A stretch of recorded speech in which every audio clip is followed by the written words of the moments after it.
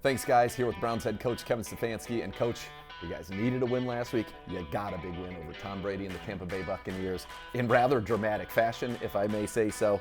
What did that one mean to the team? And as you were kind of experiencing in real time, what was going through your mind?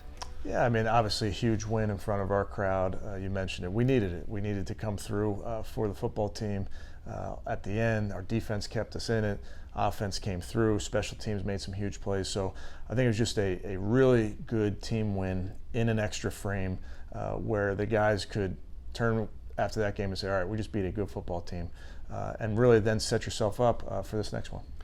When you think about how it unfolded, sacks by Miles and Clowney combining in regulation, then you capitalizing, your franchise tight end making a big catch. You go to overtime, another sack from Myles Garrett, not to mention great, coverage from MJ Emerson, and then it's a big play to Amari Cooper, a Nick Chubb touchdown. The stars, the principal people that go up on the posters when you see the Cleveland Browns came through. Does that buoy a team? Is that something that you can take forward into this next game?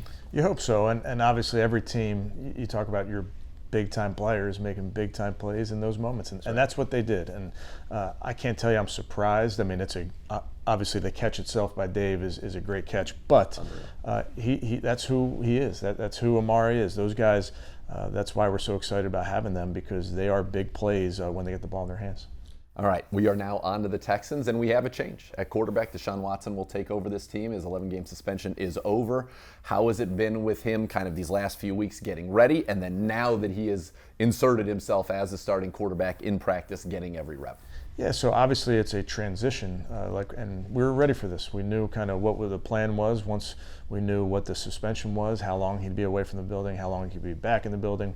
So really planned this out, and this week has been about getting him ready to play football, getting him ready to play with his teammates.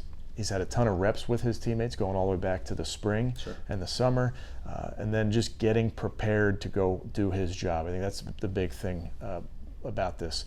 We're still the Cleveland Browns offense. We're still going to be who we are. Do you adjust some things because of Deshaun? Of course you do. That's what you do with any of your players. When you have a different running back, you may adjust some of the run schemes that you have. So it'll be a process, and really that's what I'm proud of this offense, proud of Deshaun and how he's handled this process getting ready for Sunday. There's no tape, obviously, on Deshaun Watson with the Cleveland Browns in a regular season game. So people will be guessing a little bit as to what changes or additions you will make to a very successful base offense that we've been operating. What do you think defenses are going to change?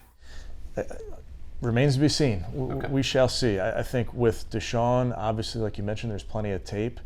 He's an athletic player, makes a ton of plays with his feet, so that may change some of the coverages we get on third down, may make some of their rules change in their run fits, those type of things. But I think for all of us, we just have to be ready to pivot in these games based on what teams are doing.